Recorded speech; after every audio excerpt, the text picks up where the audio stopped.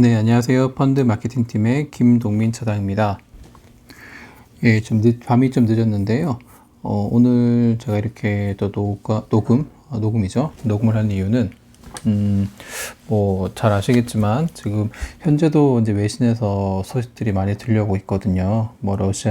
당연히 지금 문제된 게 러시아, 우크라이나 이슈잖아요. 그래서, 제가 그 이슈를 말씀드릴 건 아니고, 물론 그 이슈는 뒤에 잠깐 말씀드릴 건데, 그거보다는, 이 투자의 환경이 바뀌고 변동성이 계속 지속되는 상황이거든요. 여기서 말한 변동성이라 함은 물론 지수가 위아래로 왔다 갔다 하는 것도 변동성이지만 그거보다는 제가 정의하는 변동성은 향후 주가가 어디로 튈지 모른다. 상하 진동폭은 작을 수도 있고 클 수도 있지만 이 방향이 어느 쪽으로 가기 되게 가늠하기 힘들다. 예, 그런 장을 저는 변동성이라고 혼자 스스로 정의를 내리고 있거든요. 자, 그럼 이 상황에서 이제 여러분들이 어떤 꼭 펀드뿐만 아니고 투자 상품 하는 데 있어가지고 굉장히 좀 고민이 많으실 거예요. 그래서 보신 분은 보셨겠지만 오늘 문서가 하나 나갔습니다. 잘 안 보실 수도 있고 해서 그 문서를 제가 간략하게 그냥 어떤 목적으로 만들었는지 이제 그걸 좀 설명드리려고 좀 녹화를 하고 있고요. 길게는 안 하겠습니다. 또 길게 하면 지겨우시니까 핵심 위주로 좀 간단히 말씀드릴 거고요. 일단 오늘 제가 낸 문서 제목은 좀 고민을 많이 했습니다.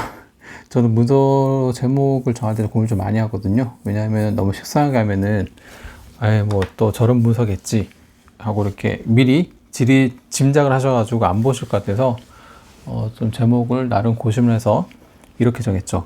머리가 복잡하실 때는 EMP 펀드로 머리를 맑고 깨끗하게. 물론 EMP 펀드를 한다고 하셔가지고 머리가 맑아지고 그러지 않아요. 근데 변동성이 있는 위험 자산이 많이 들어가 있는 주식형 펀드 할 때보다는 지금 이런 시장에서는 그나마 좀 마음이 편하고 하니까 이렇게 해서 제목을 만들었고요. 요 그림 보시면은 저도 고민해봤어요. 이게 실은 판매 직원분들의 생각뿐만 아니고 저도 지금 실은 이렇게 머리가 많이 복잡하거든요. 보시면은 저도 현재 펀드 계좌도 있고 또 주식 계좌 들고 있는데 눈이에요, 눈. 네, 계속 녹습니다. 녹고 있고 잠깐 멈췄다가 다시 눈이 이렇게 좀 부푸는 것 같다가 또 좀 지난 뉴스나 이슈 하나에 또 녹고 그래서 계좌는 눈인가 이런 생각이 들 거고요. 그 다음에 푸틴 밉죠. 잘잘못 떠나서 어쨌든 그 문제 발단을 만든 푸틴 미워요. 그리고 고객님께 죄송하죠. 이건 판매 직원분들이 저보다 더 하시겠지만 고객님께 죄송하다는 그런 마음도 드실 거고. 그 다음 이제 결국은 지금 시장에서 큰 이슈는 러시아, 우크라이나 이슈도 있지만 그 전부터 계속 상존했던 건 인플레 문제잖아요. 인플레 되면서 긴축되면서 그 와중에 또 러시아, 우크라이나 분쟁 발생하면서 유가 오르고 원자재가 오르면서 또 그게 인플레를 더 촉발시키고 그럼 연준에서는 또 긴축을 또 어쩔 수 없이 또 해야 되는 거고 그런 순환이죠, 순환. 그렇죠? 그래서 인플레가 근데 도대체 뭔 상관이냐 우리랑 그렇죠? 경제 이론은 그렇지만 저희랑 직접적 상관 있는지 잘 모르겠어요. 네. 그 업적평가 KPI 하긴 해야 되는데 펀드도 해야 되고 뭐도 해야 되고 근데 하려니까 뭘 할지 모르겠다. 어려워요. 머리 복잡하죠. 그리고 확진자는 아까 보니까 4만 명인가 그러더라고요. 확진자는 이제 기하급수적으로 느는데 지수는 안 늘고 있어요. 그래서 제발 확진자 오르지 말고 지수 좀 올려줘라. 그런 생각이 이제 머릿속에 있는 거죠. 그리고 결론은 맨 마지막에 뭐가 뭔지 모르겠지만 어렵다. 어렵다. 많이 어렵습니다. 네. 그래서 이 그림을 한번, 저 나름대로 지금 판매 직원분들이 어떤 생각하고 계실지 한번 그려봤고요. 네.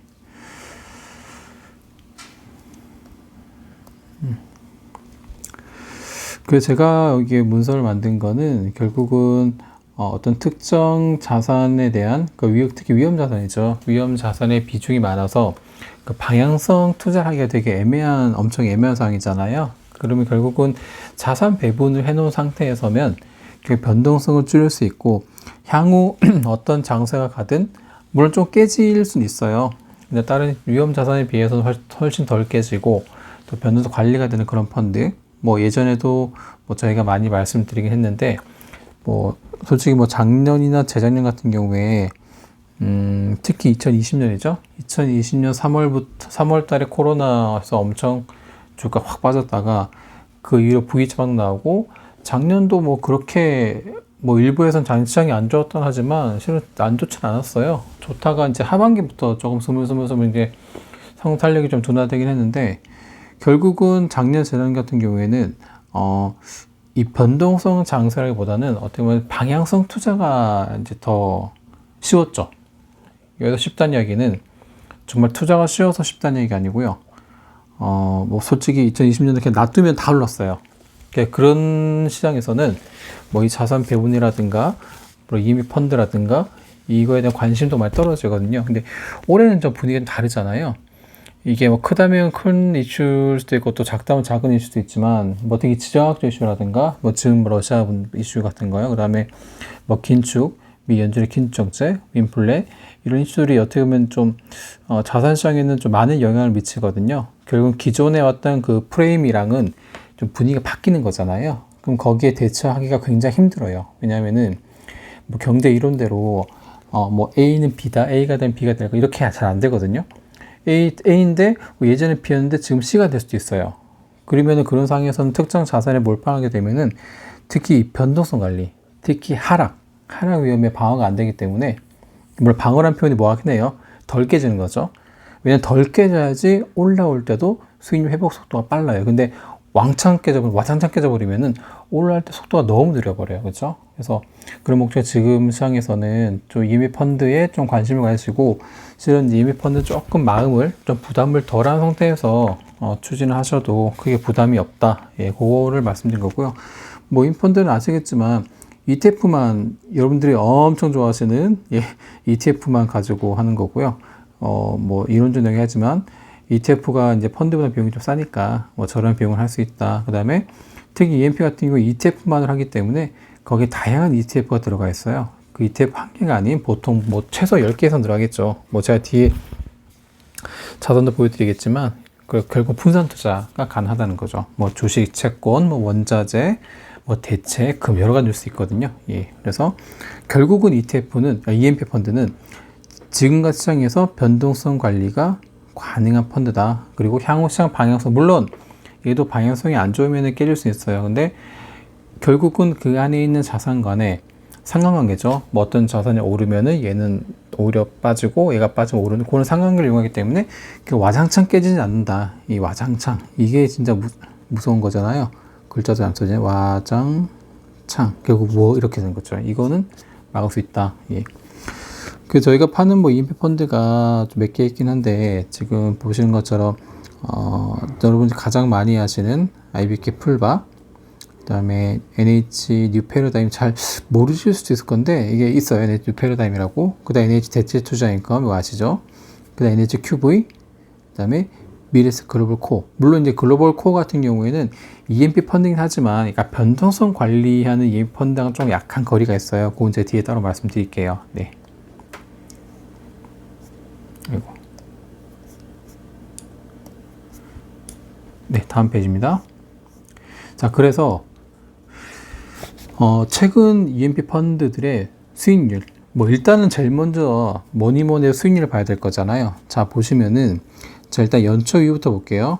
자, 코스피 200, 코스닥 150, S&P 500, 나스닥 100을 추종하는 인덱스 펀드의 수익률을 봤어요. 자, 코스닥 150 마이너스 18.53 엄청나죠. 나스닥 마이너스 10, 예, 두 개 박살 났습니다. 그렇죠? 그 변동성도 엄청 커요. 25, 그다음에 나스닥 21이에요. 그 MDD, 저희 MDD도 매번 이제 MDD라는 용어 쓸 때마다 문서에 안내 드리는데 혹시나 해서 다시 설명을 드리면은 여기 지금 MDD가 연초 이후 MDD라면 예를 들어서 코스피 200이 마이너스 11.24잖아요. 그러면 연초 이후에 가입한 사람 중에 가장 수익이 안 좋은 사람이 이 정도 수익을 빠졌다는 얘기예요. 결국은 예를 들어 그림 잠깐 그려볼게요. 이게 잘 안 보일 수 있는데 뭐 지수가 뭐 이렇게 갔을 거잖아요. 그러면 뭐 여기 가입한 사람도 있을 거고 여기 가입한 사람도 여러 군데 가입한 사람이 있을 거잖아요. 근데 정말 운 나쁘게 가입한 사람은 이 고점에 가입해서 뭐 지금 기준이면은 요때 그러면 최고점에서 기간 동안 최고 낮던 지점에 뭐 신규 해지를 한 분이 있을 거잖아요. 예를 들면요. 그분의 수익률을 MD라고 해요. 결국 최고점에서 최저점. 가장 그 기간 동안 운 나빴던 투자자의 수익률. 네, 이렇게 보시면 돼요. 네. 그래서 결국은 MDD 바로 밑에 나오는데 MDD가 어떻게 보면 펀드의 변동성도 중요하지만 MDD 관리를 잘 해야지 이 덜 떨어져야지 올라갈 수 있는 거잖아요. 그럼 결국 코스피든 그 코스닥이든 S&P든 나스닥이든 결국 다 두 자릿수 거의 가깝게 이렇게 많이 빠졌었잖아요. 그렇죠? 근데 이 EMP 펀드를 보면은 글로벌 코어테크는 제가 이건 따로 말씀드릴게요. 근데 대체 투자라든가 그다음에 뉴 패러다임, IBM 플레인 바닐라, NQV 한 자릿수에도 방을 했거든요. 특히 여기 보시면은 여러분들 많이 관심을 안 갖는 펀드긴 하신데 플레인 바닐라를 많이 하세요. 이건 뭐 제가 마케팅을 많이 했고 또 시장에서도 이제 많이 나왔고 특히 최근에 이런 장세다 보니까 신문이라든가는 굉장히 많이 언급이 된 펀드거든요. 이게 뭐 설정할 때 4,000원 좀 되고요. 커요. 근데 이 QV라는 펀드가 있어요. QV가요. 요게 최근에 굉장히 방을 잘했어요. 자, 예를 들어서 6개월 수익률이 유일하게 지금 그렇죠? 지금 플러스 나 있고 MDD도 마이너스 2.84로 굉장히 방을 잘했어요. 이 펀드 왜 그런지 뒤에 자산을 보시면 알아요. 물론 이 펀드 항상 이렇게 잘하는 건 아니에요. 이 EMP 펀드에서는. 근데 지금 시장에서 얘 갖고 있는 자산이 굉장히 시장에 맞다. 뭐 당연히 풀반은 원래 기본이 잘한 펀드고 제가 또 하나 눈여겨봐야 될 펀드가 이 펀드라 말씀드린 거고요. 그 미래에셋 글로벌 코어테크는 제가 다음 페이지 말씀드릴 건데 지금 얘는 자산은 안에 있는 편입 자산은 ETF 형태를 취하지만 실제로 ETF 성격 자체가 거의 성장직 기술주예요. 반도체, 2차 전지, 뭐 그린 이런 부분 그 뒤에 자산 설명드릴게요. 그렇기 때문에 지금 최근에 연초 후에 금리가 시장 금리 올라오면서 성장주가 빠질 때 같이 빠졌어요. 그렇죠? 그래서 굉장히 MDD가 높은 거죠. 그래서 제가 실은 이거를 EMP 펀드에 넣을까 말까 하다가 실은 꼭 EMP 펀드 목적이 아니더라도 성장주라든가 그런 섹터에 투자하시고 싶은 분들은 변동성이 있지만 오를 때는 확실히 올라줘요. 물론 당분간은 안 좋겠죠. 그래서 같이 소개를 드린 거예요. 이걸 지금 꼭 하라는 말씀 많이 했거든요. 예, 그래서 지금 정말 EMP 컨셉에 맞는 펀드는 제가 말씀드린 것처럼 글로벌 대체 투자, 뉴 패러다임, 풀바, QV 글로벌 이렇게 했어요. 근데 이 4개 펀드를 다 좋다고 할 수는 없죠. 어쨌든 인생을 놓아서 죄송하긴 한데 인생은 순위를 매겨야 돼요. 자, 그러면은 이 순위를 매길 때 이제 몇 가지 요인을 좀 봐야 되잖아요. 그 나름대로 고민해봤어요. 물론 이거는 제가 2019년도에 이런 비슷한 컨셉으로 문서를 낸 적이 있었거든요. 그걸 다 참고해서 업데이트를 한 건데, 자, 플레인 바닐라, NH 아무리 뉴 패러다임, QV, 대체 인컴. 자, 코어테크는 약간 별도로 볼게요. 얘는 별도로 볼게요. 자, 이거를 원래 통계학적 용어로는 변동성, MDD, 이건 이제 자금이 얼마큼 들어오냐, 근데 현재 설정이 얼마큼 됐냐고요. 그 다음에 샤프 이렇게 보는데, 자, 이걸 좀 더 저희가 직관적으로 알기 쉽게 설명을 드리면은 변동성 공룡이에요. 얼만큼 공격적으로 운용을 하냐, 그렇죠? 그 MD는 방어력이에요.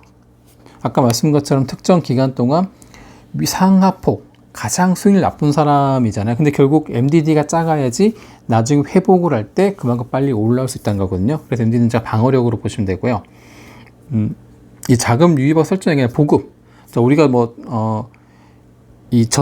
지금 뭐 우크라이나도 약간 아직까지는 전면전까지는 아니지만 결국 군대에서 제일 중요한 건 보급이거든요. 보급요. 이 군인들 먹을 거 잘 줘야 되고 입을 거, 그다음에 또 중요한 게 씻는 것도 잘 시켜야 돼요. 예.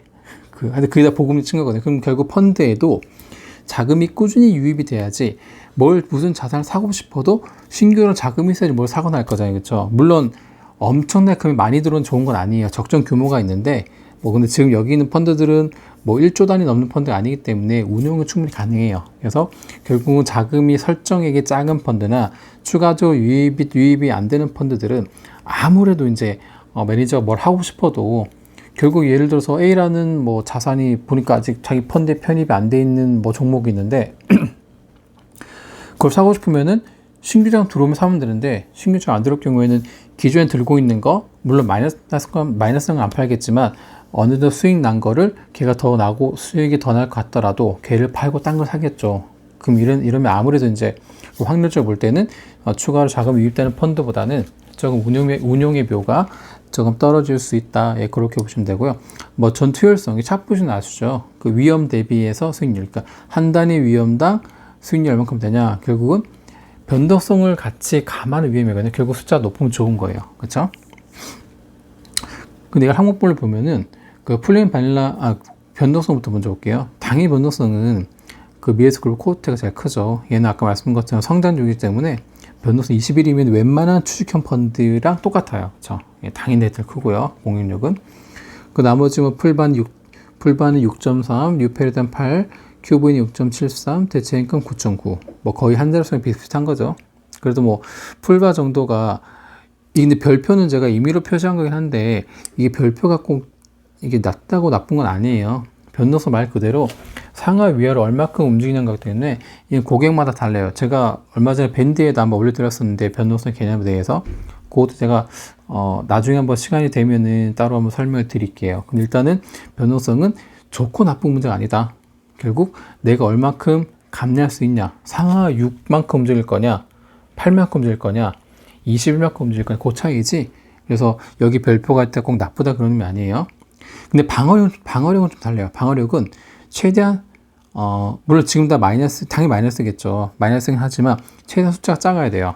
그럼 결국 QV가 가장 그동안 운용에 있어가지고 고객 손실 가능성이 가장 작았다. 그렇게 보시면 되고, 그 다음에 자금 유입과 설정인 건 당연히 IBK 플레인 바닐라가 연초에 지금 2천억 정도 들어왔고요.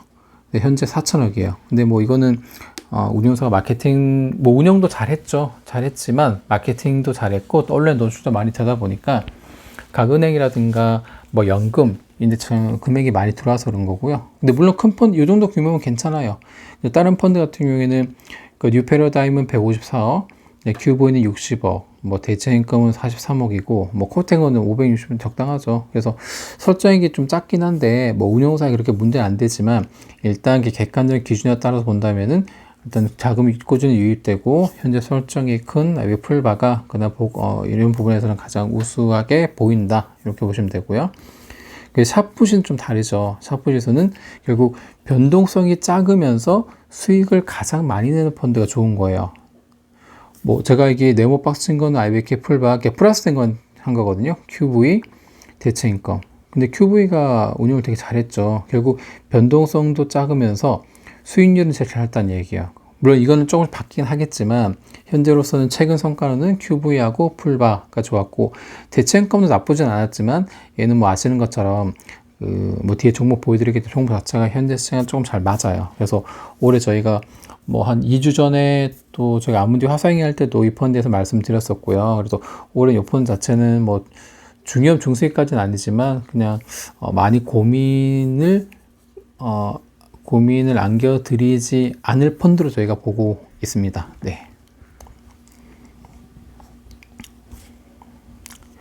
그래서 뭐 계속 반복되는 이야기일 수 있겠지만 보면 작년까지 좀 시장에 대한 고민 없이, 원래 고민 없다는 거는 좀 너무 피한 표현이 하지만 시장 예측을 해서 어느 정도는 방향성을 예측할 수 있었지만 지금 같은 경우에는 정말 좀 어렵거든요. 물론 저도 장기적으로는 아니지만 뭐 올해는 그렇게 시장을 나쁘게 보는 편은 아니지만 지금 당장 이런 러시아 우크라이나 이슈라든가 뭐 연준 긴축 이런 부분 어떻게 될지 좀 가늠하기 힘드니까 결국 이 시장 예측의 자신감이 좀 떨어진 건 사실이거든요. 그래서 여기 접근한 것처럼 시장을 예측하면서 고객 기존 수익 안겨드렸는데 더 이상은 자신이 없는 분들이거나 아니면은 뭐 같은 얘기를 하겠지만 앞으로 시장이 어떻게 될지 혼란스럽다 뭐 이런 분들은 EMP 펀드를 하시면은 그나마 한국 시장에 대한 방향성이라든가 혹 깨지더라도 반복적으로 말씀드린 내용이지만 와장창 깨지는 그런 운은 범하지 않을 수 있다. 이렇게 말씀을 드릴 수 있겠습니다.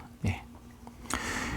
요 참고표는 일단은 동그라미 표시는 저거예요. 그 펀드 규모, 아까 말씀드린 펀드 규모 큰 거. 그래서 뭐 조건업 표시 아니에요. 근데 요 밑에 네모에 이렇게 뭐 키워드 저런 거 있잖아요. 요게 실제로 이 펀드 안에 들어가 있는 자산을 제가 주로 딱 이제 좀 까봤거든요. 까보니까 요런 종목이 들어가 있어요. 그래서 풀반 제가 다 보진 않았어요. 근데 걸풀 같은 경우에는 성장주 위주로 들어가 있고 채권, 대체, 리츠 이렇게 들어가 있어요. 실은 여기 또 특이할 점이 유동성이 지금 34%잖아요. 그 현금을 얘기 현금요. 잘 왜 들고 있냐? 이 플레인 바니라 펀드 특징 중에 하나가 시장이 안 좋거나 할 때는 자산을 안 사버려요. 현금화 시켜버린 거죠. 얘는 어떻게 하냐? 자, 그럼 자산이 어느 정도 많이 빠졌다, 시장이. 그러면은 이때, 뭐 이렇게 빠질 수 있잖아요. 이때 요걸로 자산 매입을 하고, 물론 완전 저점에 할 수는 없겠지만, 추가로 오를 때 상승할 수 있는 거. 예. 요렇게 한다는 거죠. 그래서 얘가 어떻게 보면은, 풀바가 이제 돈이 계속 유입이 되는 펀드라고 했잖아요. 이런 돈들이 여기 나오면서 바로 사지 않고, 향후 시장에 들어갈 기회를 포착하면서 하는 펀드다. 뭐 이렇게 보시면 될 것 같고요.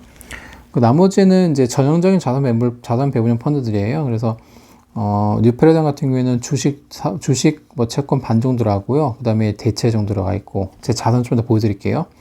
QV 같은 경우에는 주식, 대체, 채권, 유동성. 그 다음에 대체 투자증권은 주식, 대체, 유동성. 근데 세부 이 테마들은 조금 달라요. 좀 달라요. 예를 들어서 QV 같은 거 보시면은 홍콩, 뭐 리츠, 신유론, 유럽 이렇게 들어가 있어요. 그 제가 문서에는 지금 세부 자산을 안 넣어드렸는데 제가 세부 자산 한번 보여드릴게요. 잠깐만요.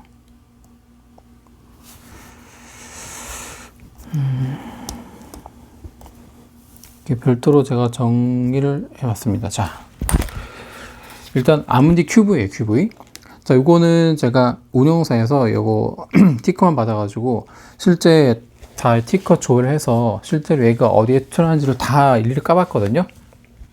예, 좀 시간이 걸렸습니다. 일단은 개념만 단순히 보시면 QB 같은 경우에는 보세요. 우선주, 인프라, 원자재, 저변동성 주식, 홍콩 주식이에요. 미국 리츠, 우선주, S&P 500 시니어로 아시죠? 변동금리. 예전에 뭐 뱅크랑 비슷한 펀드. 금리가 오를 때 수익이 나는 구조. 그 다음에 고배당주 유럽, 그 다음에 국채 10년. 네, 금리가 많이 올랐으니까 쿠폰도 먹겠다. 뭐 그런 식이겠죠. 여기 특이한 게 하나가 경제적 해자 기회 투자 ETF가 있어요. 요게 해자라는 뜻이거든요. 해자 뭔지 아시죠? 옛날 중세시대라든가 보면 성 있으면 물 있는 거. 그래서 외부에서 침략 못 받게. 결국 기업 중에서도 그 진입 장벽이 큰 기업들이죠. 코카콜라 이런 데 있죠. 이런데 코카콜라는 아무나 못 따라가거든요. 그런 기업들에 투자하는 ETF도 있더라고요. 그래서 전반적으로 펀드 보면은 최근 시장에서 향후의 전망이 괜찮은 뭐 지금도 많이 올랐긴 하지만 원자재, 그다음에 우선주도 배당을 많이 줘. 배당, 그 리츠, 그렇죠? 그다음에 시니오런. 그리고 향후에 미국 주식보다 어떻게 보면 뭐 일부 애널 분들도 유럽을 굉장히 좋게 보거든요. 그래서 유럽이 좀 10%, 비중 작지가 않아요. 10% 좀 들어가 있는 거고요. 그렇죠? 두 자릿수 들어가는 거 보면은 유럽이랑 시니오론 이게 13%, 좀 많이 들어가 있네요. 그렇죠? 그다음에 저변동성, 유틸리티 통신 소비재, 지금 같은 금리 인상기에 수혜를 받을 만한 그런 섹터가 돼 있거든요. 그렇죠? 그리고 이 펀드는 대체 인컴. 요거는 많이 하셨잖아요. 하셔가지고 얼마 전에 이제 그 목표가 도달해서 제가 뭐 채권을 좋아하는 펀드인데 얘는 말 그대로 펀드 명칭은 그런 대체예요, 대체. 자, 인프라, 물이에요. 그다음 우선주. 인프라, 미국 리츠, 글로벌 리츠, 데이터 인프라 리츠, 물류창고 리츠, 인프라 리츠, 유동성. 거의 보면 뭐 인프라 리츠 우선주 이렇게 보시면 돼요. 그다음에 특이한 게 이제 스마트 그리드. 그 전력하는 거 있잖아요, 전력. 이거 한번 찾아보시면 나올 거거든요. 그래서